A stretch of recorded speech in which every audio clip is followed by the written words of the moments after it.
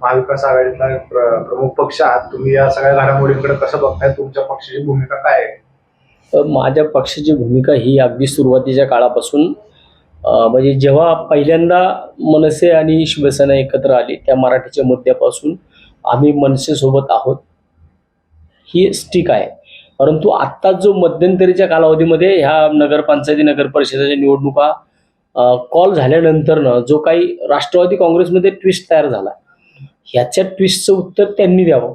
त्याच्यामध्ये काय करायचे काय नाही करायचे, एकत्र यायचे नाही यायचे, हा राष्ट्रवादी काँग्रेस पक्षाचा प्रश्न आहे. परंतु आम्ही शिवसेना आणि मनसे म्हणून आम्ही तर आमची तयारी चालू केलेली आहे. आम्ही आमच्या तयारीमध्ये कुठेही मागे नाहीये.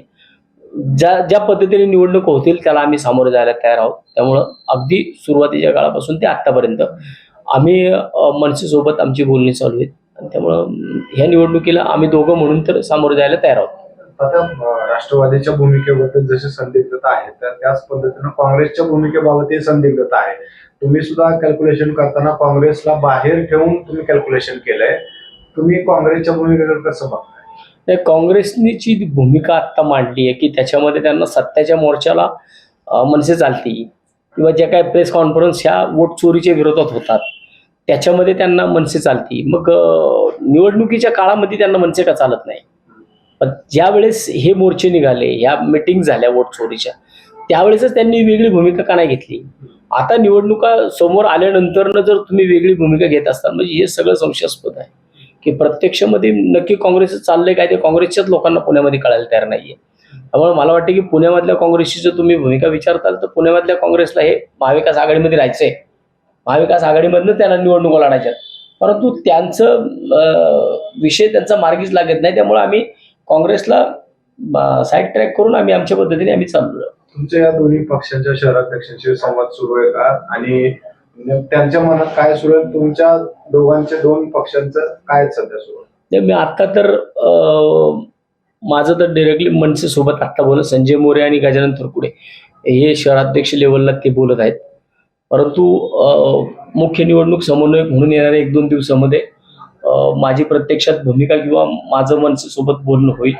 त्यानंतर मी जे काही 218 उमेदवारांची माझ्याकडं इच्छुक उमेदवारांची लिस्ट आहे ती आम्ही मनसेसोबत शेअर करू आणि मनसेचे ज्या ज्या ठिकाणी उमेदवार इच्छुक आहेत ते मनसे आमच्याबरोबर शेअर करेल आणि त्याच्यानंतर दोघं मिळून मग ठरवू काय कुठं कोण कसं सोबत जाईल किंवा कुठं गेल्यानंतर कोण पॉझिटिव्ह असेल. म्हणजे सध्या आता जे 3 लोकांची मी युती धरून आम्ही आघाडी म्हणून चाललो होतो ते आता सध्या 2 लोकांची आघाडी धरून चालले. राष्ट्रवादी काँग्रेसचा निर्णय लागला की त्यांचं पण कॅल्क्युलेशन करून ठेवलेलं आहे. आता तुमची भूमिका अशी आहे का याल तर सह न याल तर तुमच्याशिवाय? नाही, असं नाही, तो वरिष्ठ लेवलचा निर्णय आहे. परंतु आम्ही तर आम्हाला तर तयारी दोघांच्या बाबतीमध्ये चर्चा तर करायला लावलेली आहे. त्यामुळे आम्ही मनसे आणि शिवसेना म्हणून आमची तर तयारी चालू आहे. आता जसं तिकडं एका राष्ट्रवादीला दुसऱ्या राष्ट्रवादीनं ऑफर दिली आहे तशी इकडच्या शिवसेनेनं शिंदे गटानं तुम्हाला तशी काय ऑफर दिली आहे का? किंवा तुम्ही सगळे एकत्र येऊ शकता का? असं काय शक्यता आहे? अशी काही शक्यता नाहीये आणि त्यांच्यासोबत एकत्र जाण्याचा विषयच येत नाही. पहिल्यांदा शिवसेना शिंदे साहेबांच्या पक्षाने पुणे शहरामध्ये त्यांचे उमेदवार किती लढणार हे पहिले जाहीर करावं आणि त्याच्यानंतर मग आमच्या संग युतीच्या गोष्टी कराव्यात. ते होऊ शकत नाही. बरं, इतर पक्षांनी देखील आपल्या इच्छुकांची यादी जी आहे ती समोर मांडायला सुरुवात केलेली आहे. पुण्या पक्षाकडून 250-300 असे अनेक नावं किंवा अनेक याद्या बाहेर येताना पाहायला मिळतात. आपल्या पक्षाचे किती इच्छुक उमेदवार आहेत, कुठनं जास्त उमेदवारांची संख्या आहे आणि त्यांची क्रायटेरिया काय ठरलेला आहे उमेदवारांच्या बाबतीत? माझ्या पक्षाचे पुणे शहरातील 8 विधानसभा मतदारसंघामधून 218 उमेदवारांनी माझ्याकडे इच्छुक उमेदवार म्हणून फॉर्म भरलेले आहेत. त्याच्यामध्ये वडगाव शहरी विधानसभेमध्ये 32 आहेत, कोथरूड विधानसभा 26 आहेत, खडकवासला विधानसभा 21 आहेत, पर्वती विधानसभा 23 आहेत, हडपसर विधानसभा 42 आहेत, पुणे कॅन्टोन्मेंट विधानसभा 16, कसबापेठ विधानसभा 47 आणि छत्रपती श्री शिवाजीनगर विधानसभा 11. अशा प्रकारे 218 लोकांची यादी जी काही मी मुंबईला पाठवलेली आहे मातोश्रीवरती, ती यादी माझ्याकडे नाव नंबर सहित आहे.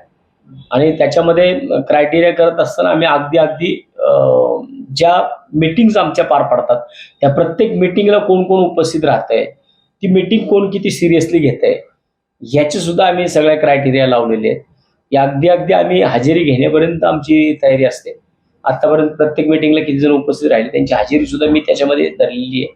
कारण नुसतं यायचं आणि फॉर्म भरायचा असं म्हणून चालणार नाही. निवडणूक जर लढायची असेल तर ती सर्व बाजूने तयारी करून लढावी लागेल. नुसतंच मी निष्ठावंत आहे, मी जुना आहे, मी इच्छुक आहे असं म्हणून चालणार नाही.